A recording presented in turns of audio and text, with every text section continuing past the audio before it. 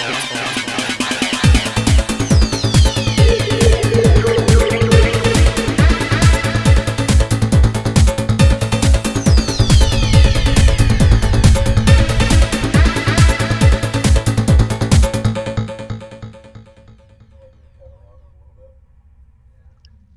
everyone.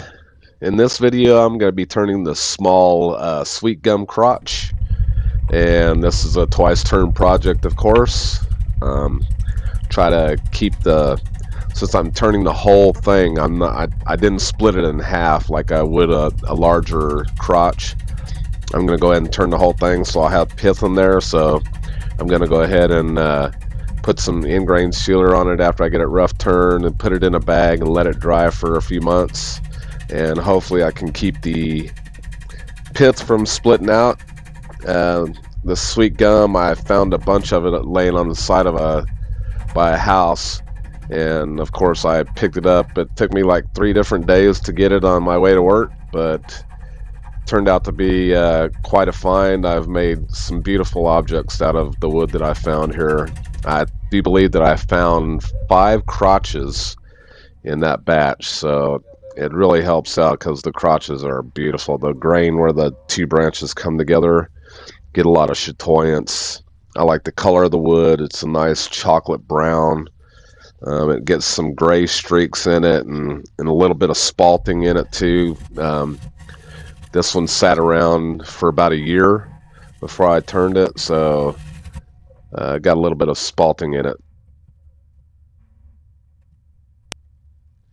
The tool that you see me turning this with is a homemade tool used with the square carbide bit that we use in our tooling at work. We have a few heads. We have a mortiser and a tenoner, and on the tenoner it uses these square carbide cutters, and then we have a bunch of, we call them black heads, but they're like 2-inch heads that we use for making rabbets.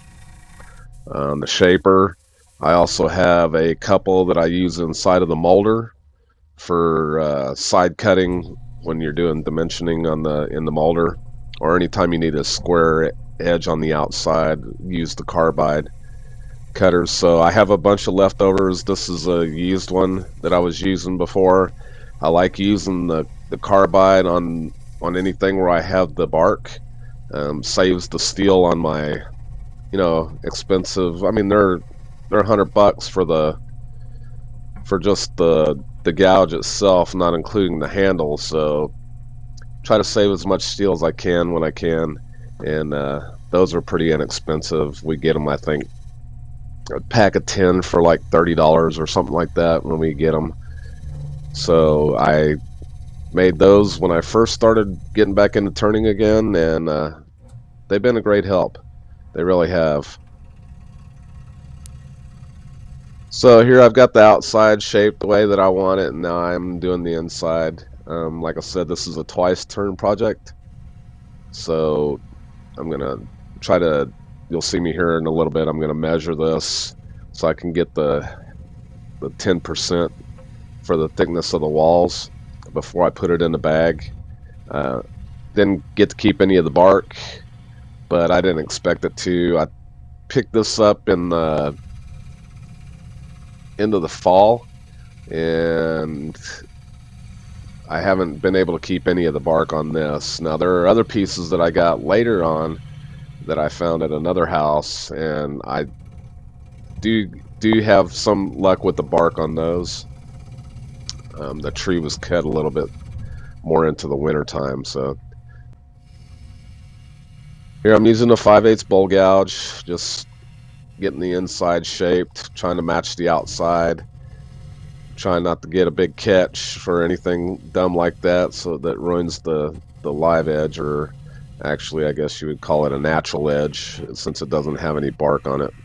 That's nomenclature that I've understand, as if it has bark it's a live edge, and if it doesn't it's a natural edge bowl. So, but I do try to do as much natural edge as I can. You'll see some bowls I'll sand the natural edge and then burn it with a torch. It leaves a nice detail on it. This one here, I don't do that. I'm just gonna sand it with a abrasive wheel, get all the loose parts off of it, and then I'll just finish it naturally. Leave the roughness to it. Whatever is smooth is smooth.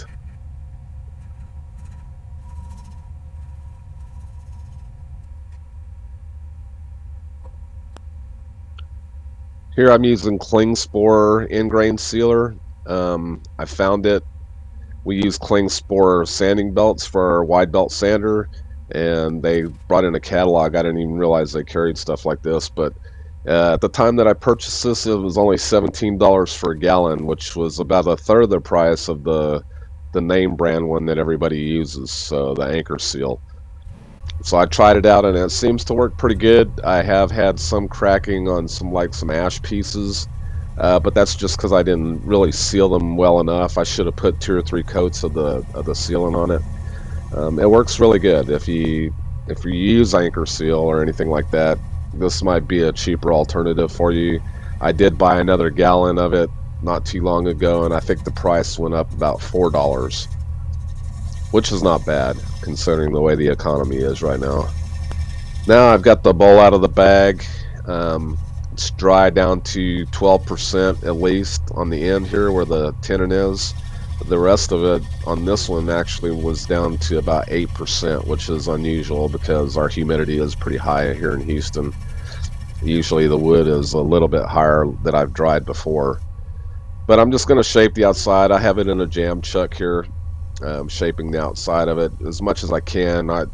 You don't want to push too much on this because of course it isn't a jam chuck.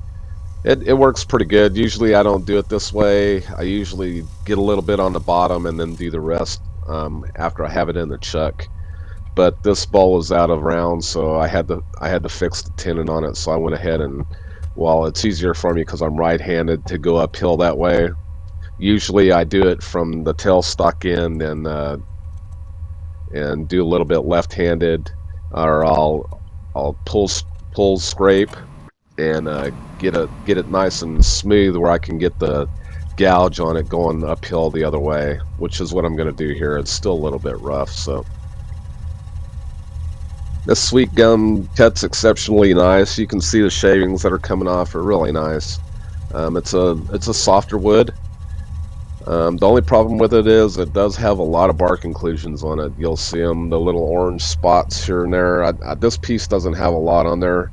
I do have a little bit up by the pith area, up by the rim, but that's the only spot on this one. But a lot of them that I have turned, there's a lot of orange bark inclusions on there, and the tool does tend to bounce around it. This one's cutting pretty smooth though.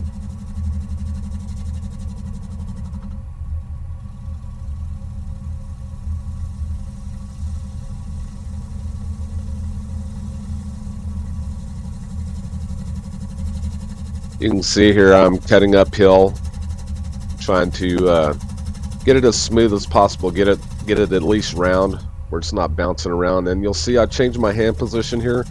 That's just because when I get into these open areas, it hurts my thumb. I cut my thumb off in like 2000, I believe it was, on a spindle shaper. Not my fault. It was an equipment failure. But they sewed it back on. I had a pin in my thumb for about 8 months. Couldn't play golf, which was a bummer. But so sometimes I'll use my thumb on top when I've got it smooth. But when it's rough like that, it's more comfortable for me to turn with my hand up on top. And that's the way that my papa taught me to turn, was with my hand on top, because he didn't want, we used to scrape everything.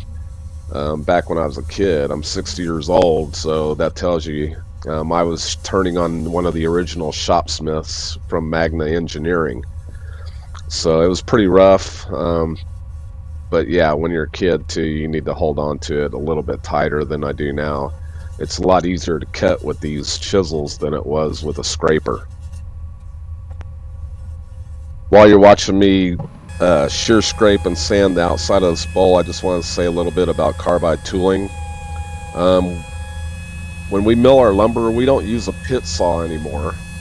And when we do moldings, like I run a molder, we don't make our own hand planes with the profile and then hand plane the molding. We've progressed. I know that the steel tools are traditional, and it's wonderful to learn how to use them because I like them better. I think they give you a better quality product, and they're right now for me they're easier to use. But I learned when I was a kid to use a scraper to make a bowl. So and scrapers to do profiles and stuff. So we've progressed. If you want to start out using carbide tools, there's nothing wrong with it. There's a bunch of companies that make excellent tools. I make my own and I just use them for rough work, but that's just me. I like the traditional. I like using the bowl gouge. But if you're not comfortable, then use what is comfortable for you. I mean, you want to keep yourself safe. So we've progressed, like I said. Use the progressive tools. They're there for you to make your work easier.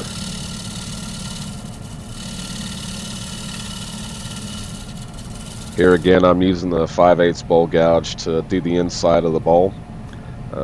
Sorry, I walked off to check the time, and because I'm on my break, so I have to make sure that I have enough time to eat my peanut butter and jelly sandwich. Anyway, I like the 5/8 bowl gouge for doing this. I also have a 1/2 inch that I use sometimes. This bowl's not that big, but I had just sharpened this, and like I said, I enjoy using it. I have about a 50-degree bevel on the bowl gouges that I use. I like this because it gives me a compromise where I can do a regular bowl without having to scrape too much out of the bottom, even though I usually do use a negative rate scraper. It just makes it easier for me to get down to the very center. I do have a 40/40, and I use it normally for doing like fine spindle turning. It's a 3/8.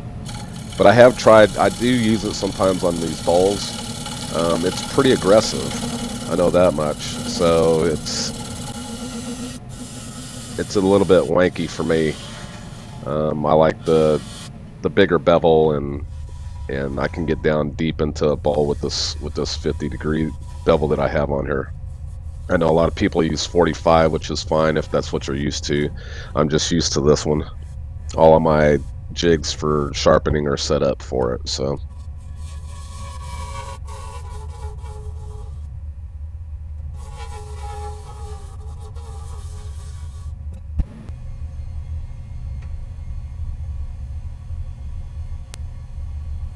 This is my negative rate scraper that I made out of tool steel, high-speed tool steel that we use for our shaper and molder knives. We have our own grinding room where we grind our own profiles to match whatever the architect draws. And I have a 20-degree bevel on the top and a 65 on the bottom of this.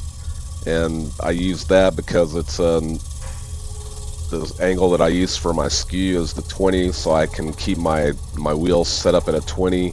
And then we have another grinding wheel in our grinding room that we leave at 65 degrees for cutting certain things on the off of the knives, like cutting relief and balancing them. So it works out perfect for this negative rate scraper. And all I did was I cut a slot in it with a cutting wheel on a grinder and put it on a piece of 1/2 by 3/4 inch bar stock. You'll see now when I use this tool, I normally put some boiled linseed oil on the piece first and let it soak in a little bit. I learned this from the Wood Turning International forum, or Facebook page, sorry. And one of the guys was saying that before he negative rate scrapes, that he puts oil on it, oils it up, and I'll tell you what, it makes a huge difference. You get a lot smoother cut. I usually used to have to sand like 80 grit. Now, like even this piece here, I've already sanded it from 80 to 320. But I used to have to do that, but now I can usually start it at 220 grit and have no problems getting it smooth. There's something about the oil and the negative rate scraper in there. It just lubricates it, I guess, is what it does. It lubricates the fibers where they cut a lot easier. Plus, you get a lot less fine dust because the negative rate scraper does pull up a little bit the dust in the end grain. This is my homemade abrasive paste. It's 1 part beeswax, 1 part DE, diatomaceous earth, and 5 parts mineral oil. Put them in a double boiler and mix them together. I make my own wax too. I order the carnauba and the microcrystalline wax, and I mix it with Danish oil to make my own, like, sheen, let's say.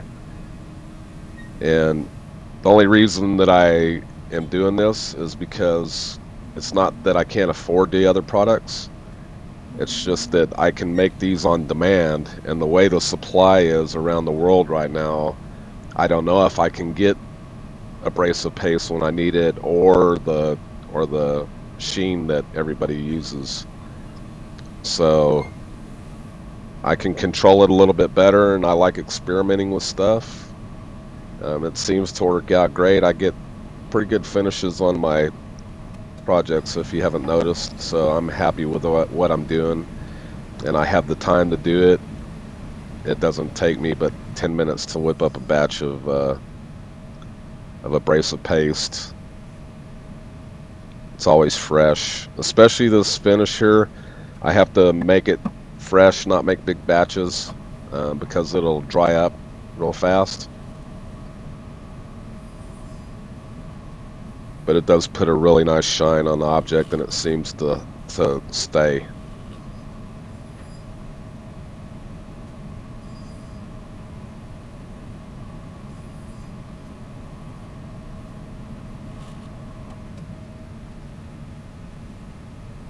Just about done buffing the wax now, and you'll get to see the close-up of the finished product. I don't show me turning off the bottom on this video. There's plenty of videos out there that show you how to do it. And again, if you've made it this far, I appreciate you watching the whole video. I know this is a little bit different for me, doing the voiceover on the whole video. Usually I play music. I wanted to try it, see if you like it or not. Leave a comment. More like a live or an instructional video. But again, I appreciate you viewing the video, and I'll see you on the next one.